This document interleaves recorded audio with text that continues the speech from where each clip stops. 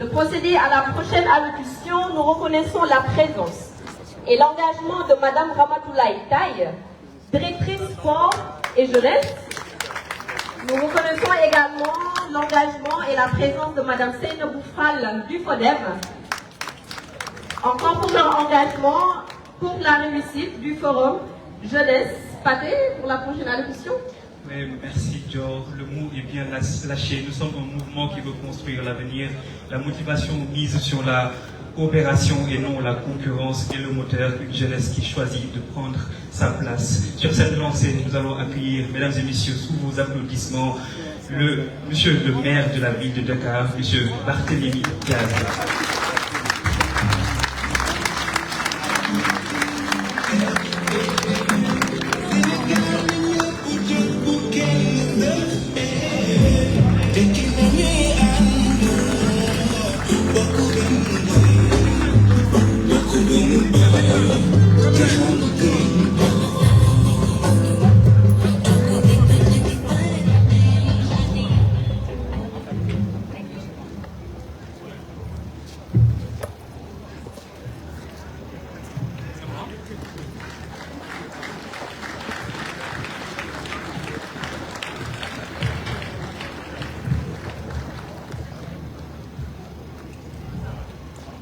Madame le ministre Victorine Ankédiche-Ndeye, ministre de la microfinance et de l'économie sociale et solidaire.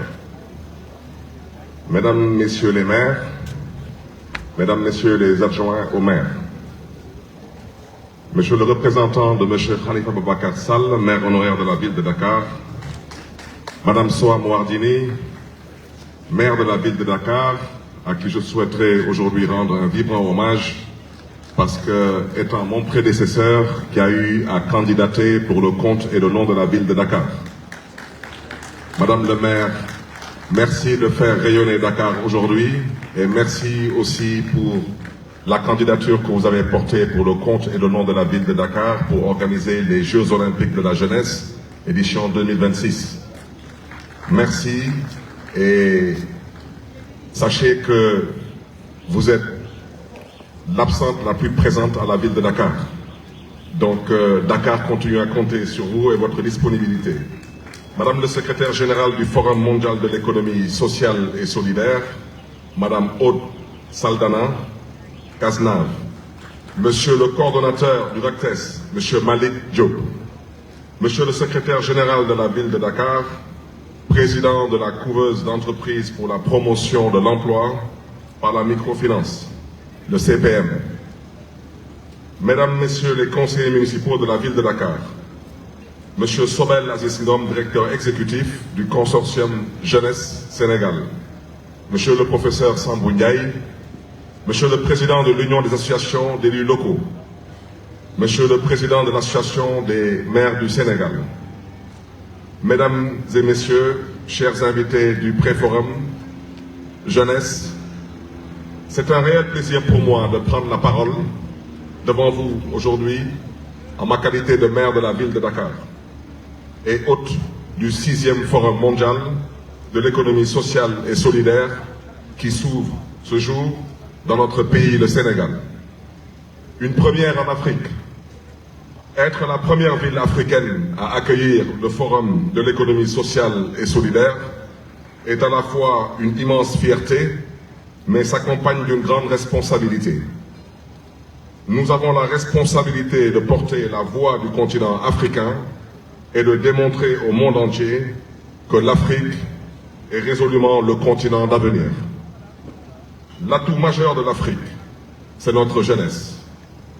Investir dans notre jeunesse africaine est une priorité absolue compte tenu des défis considérables auxquels cette jeunesse est confrontée.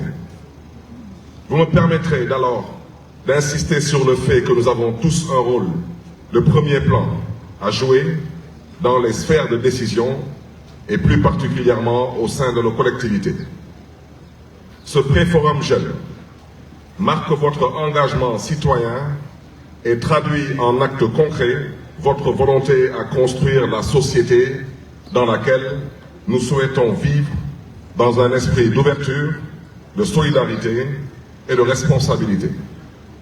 C'est la raison pour laquelle les différentes thématiques du Préforum Jeunes sur l'économie numérique, le financement, l'économie verte, l'économie bleue, la place des réseaux et plateformes de jeunesse dans les collectivités seront sans aucun doute le fil rouge du 6e Forum de l'économie sociale et solidaire. L'économie sociale et solidaire est un enjeu crucial pour l'Afrique car elle peut permettre de répondre aux nombreux défis économiques, sociaux et environnementaux auxquels le continent fait face. En Afrique, l'économie sociale et solidaire peut constituer un outil puissant pour promouvoir un développement économique local à la fois inclusif et durable. En effet, en favorisant la collaboration entre les différents acteurs du développement, l'économie sociale et solidaire peut contribuer à la création d'emplois durables, à la réduction de la pauvreté et de l'exclusion sociale, à la préservation de l'environnement et au renforcement des communautés locales.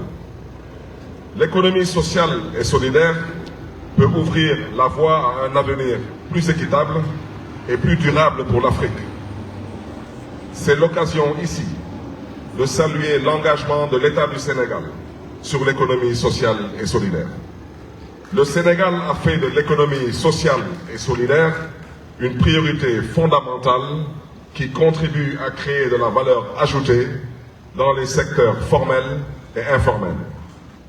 La création d'un ministère en charge de la microfinance et de l'économie sociale et solidaire, ainsi que les dispositions législatives sur cette question majeure en sont la preuve.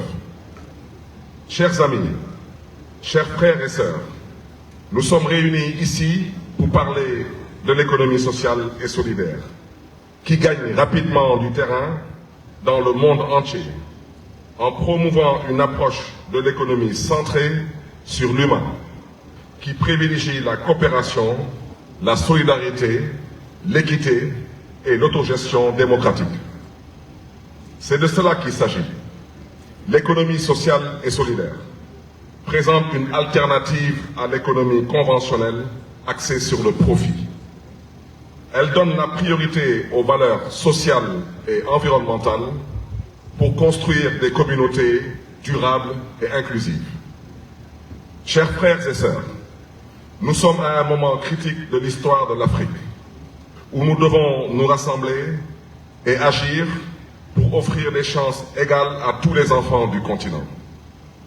Au-delà d'une simple option économique, l'économie sociale et solidaire est un mouvement qui englobe des dimensions sociales et politiques dans le but d'autonomiser les communautés locales et de faire progresser la justice sociale.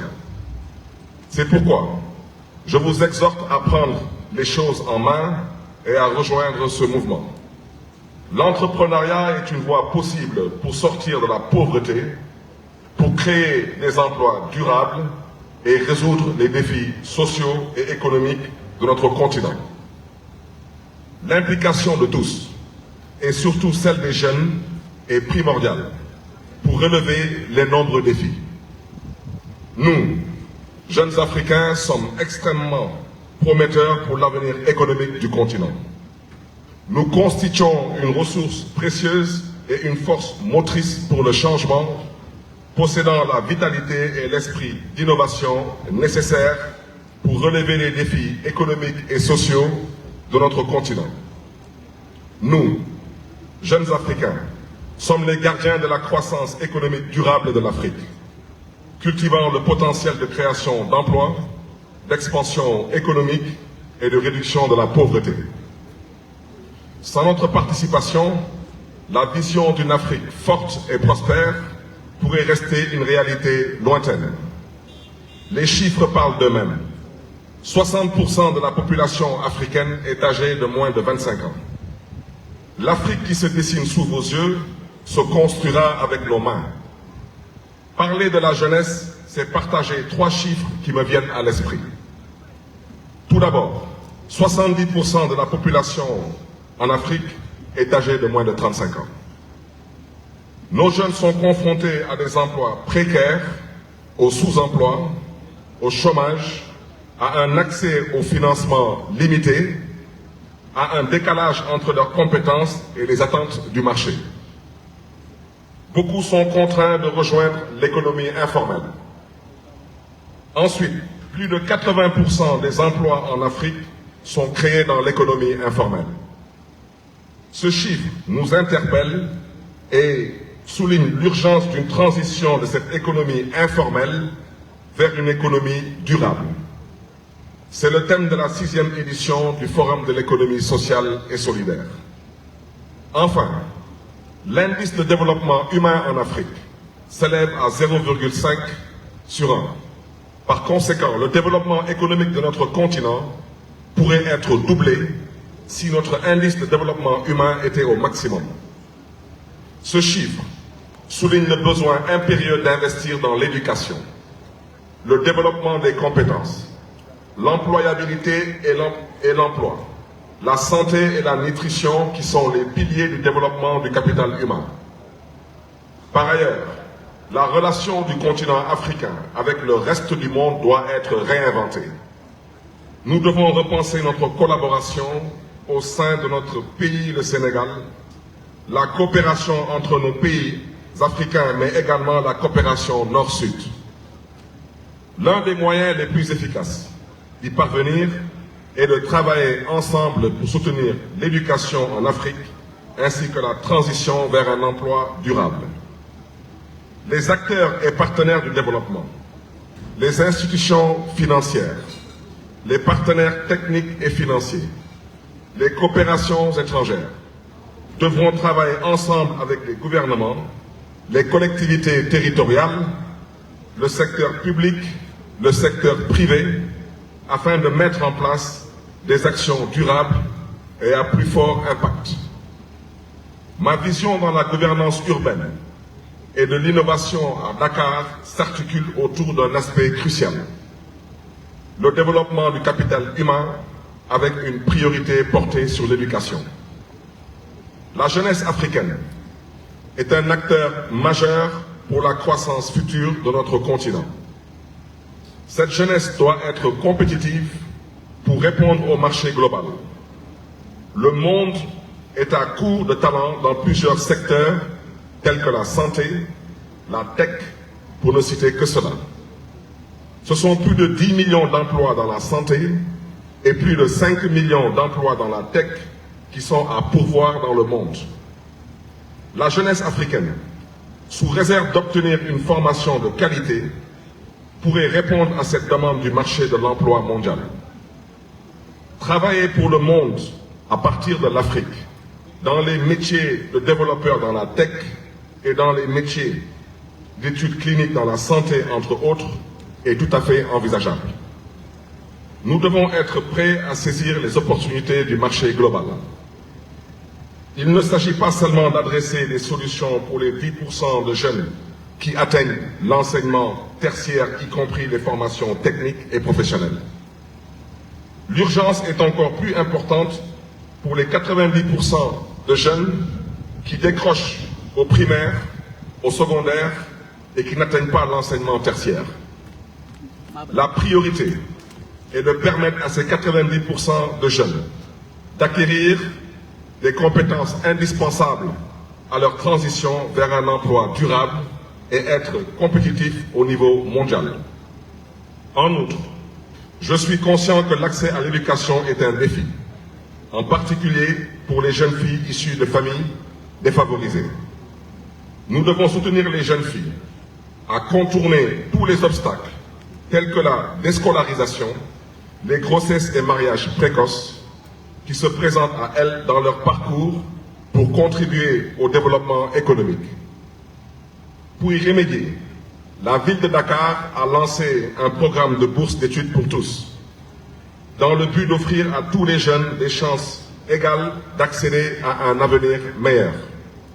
À ce jour, dans le domaine de l'éducation, 3700 prises en charge à l'étranger et 5955 bourses et aides municipales dans les écoles et instituts de formation pour un montant correspondant à environ 3 milliards de francs CFA ont été octroyés.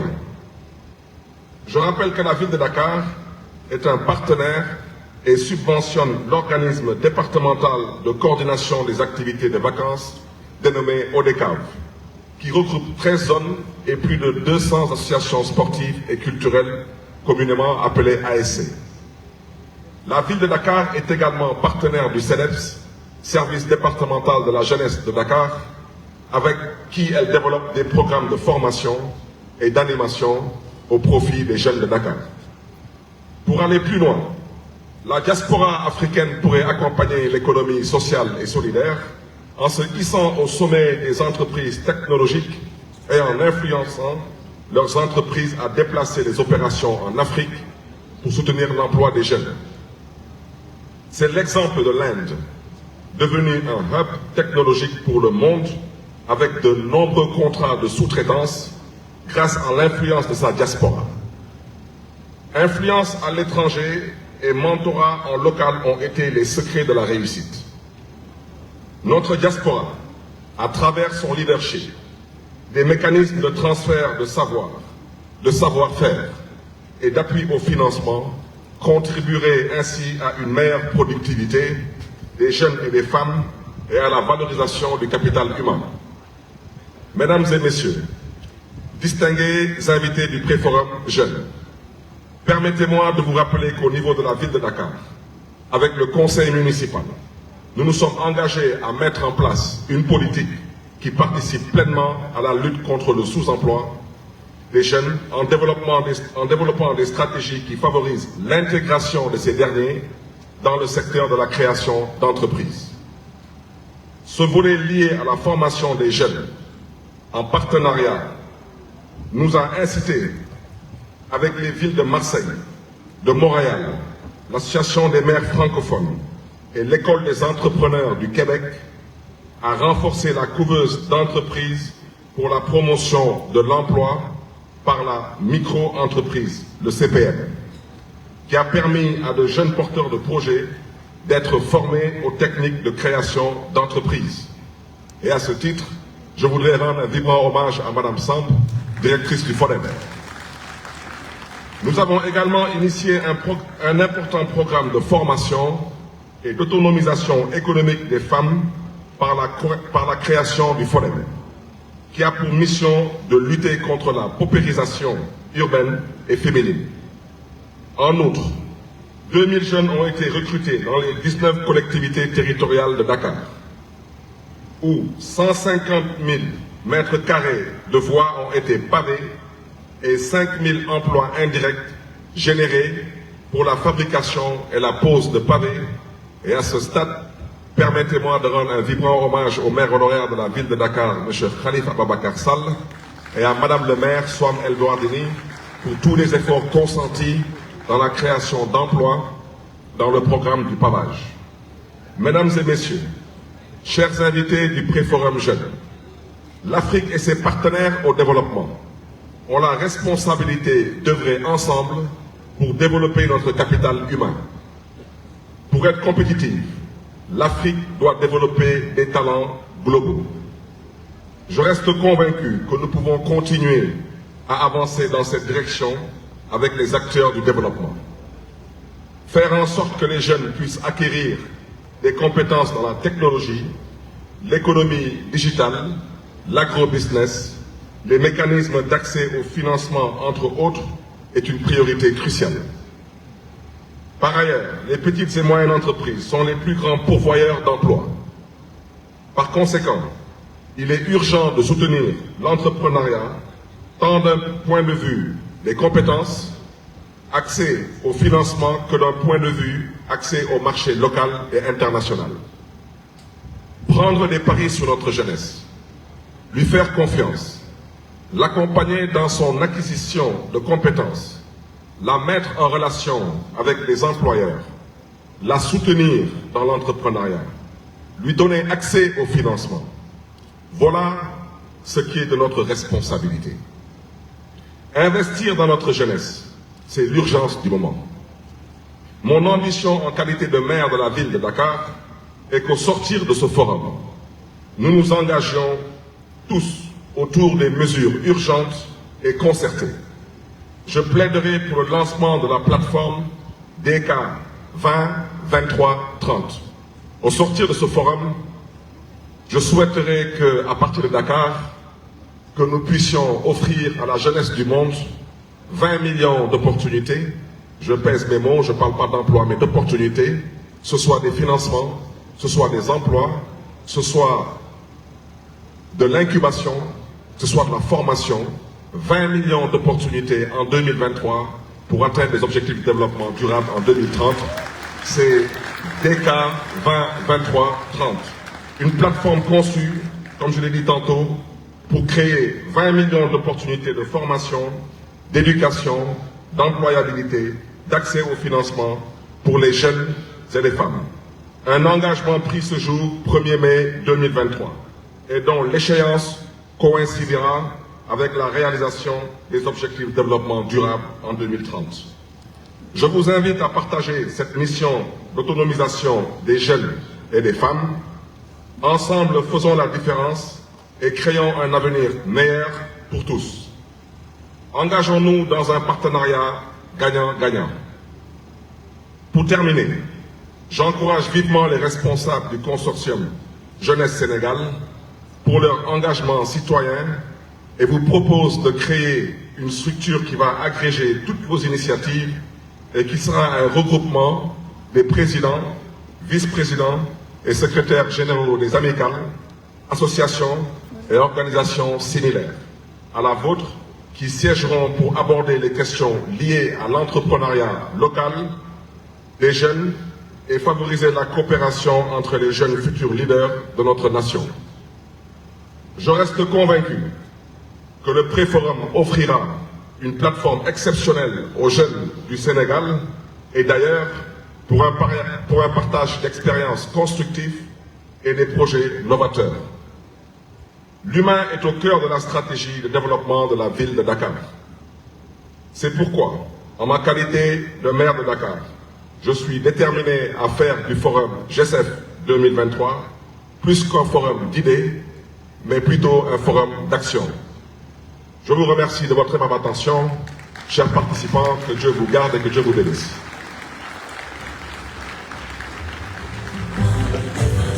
Merci, merci. Nous remercions vivement Monsieur le maire de la ville de Dakar pour cette belle allocution. C'est le maire qui vous invite à rejoindre le mouvement, alors vous n'avez plus de raison d'attendre.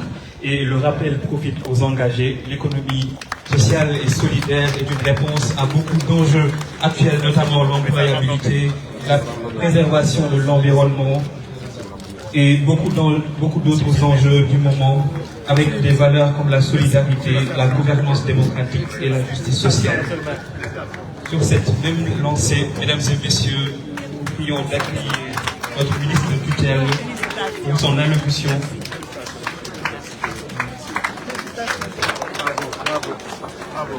Merci beaucoup. Nous allons accueillir notre ministre de tutelle pour son